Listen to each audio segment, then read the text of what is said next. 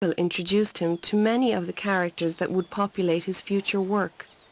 It was here that he first encountered Dan Paddy Andy, the most famous matchmaker of them all.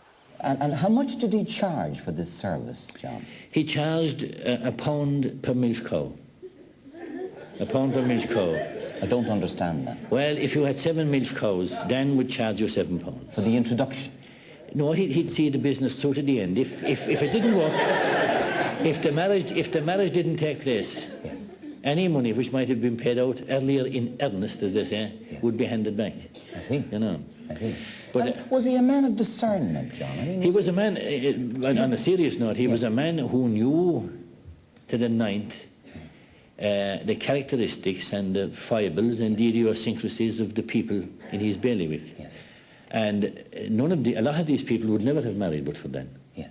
And I know at the moment, I know at least 20 of the couples whom he married, and they lived very happily. Yes. And they were mostly shy people. And at the time, you see, there was a big history of mental illness in Kerry, and the mental home in Killarney was generally full, and it was filled with people who had sexual problems. And if you mentioned sex at that time, the clergy went stone-mad. And you had visiting missionaries at the time as well who would rave and rant about the evils of close dancing. And company keeping. Company keeping and kissing, but even worse than close dancing was cheek-to-cheek dancing, which was the most heinous and vile sin of all. We went to bed at 9 and put out the lights. There's nothing like Listen to me. Oh, Shut your mouth. For romance. Don't say a word. We lay side by side, not stirring nor moving, like 2 game cocks, each waiting for the other to make the first move. The next thing I heard was a yawn. After that, a snore. Then he was snoring away. I waited and waited till the clock struck 10. I decided to wake him up. I shook him and pinched him high and low, but you'd get better response from a pillow. That tricky dicky was how I spent my wedding night and every subsequent night since.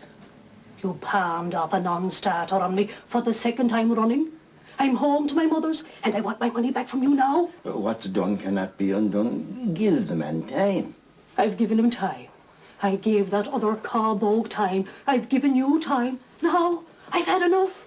I'm leaving the blacksmith to his shoes and his anvil. You may be sure he knocked more sparks out of that than he ever knocked out of me. You have my sympathy. What attracts me to Dan Paddy Andy? Do you think that there is a need for his kind of person in Ireland today, the matchmaker? Yes, and are they still there? They're not, are they?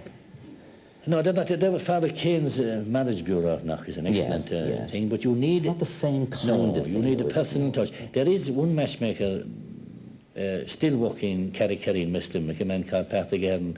But Dan was unique. As I said, Dan knew the foibles and the weaknesses of his characters, and he knew their backgrounds. And Dan knew what loneliness was. It's a national problem. The West is becoming less and less populated as time goes on.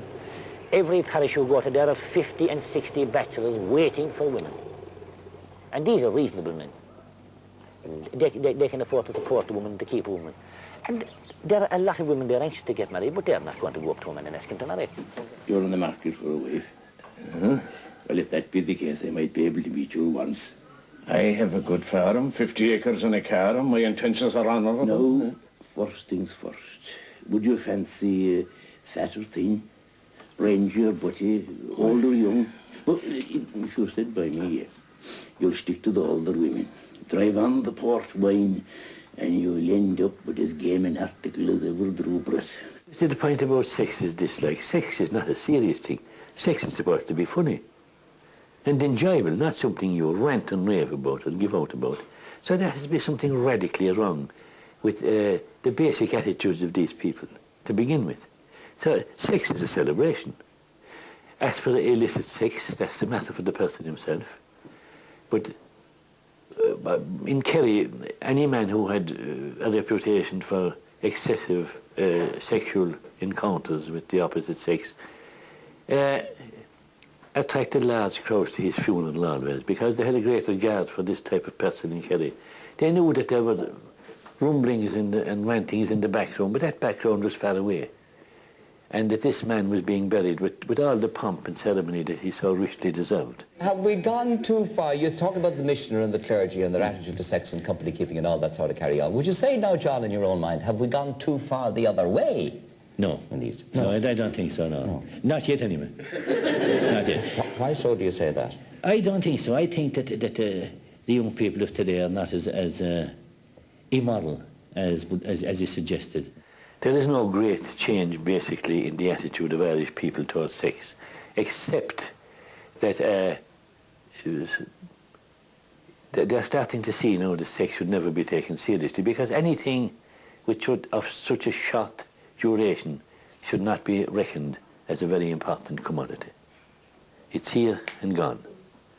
And to make something out of it is just an obsession. And if you let anything obsess you, it's going to retard your natural life. Well, there's a memory of it all in your book, Man of the Triple Name. John B. has over the years done acres of TV work, but often it was just that, work. I found it a chore always. I never wanted to do it consciously.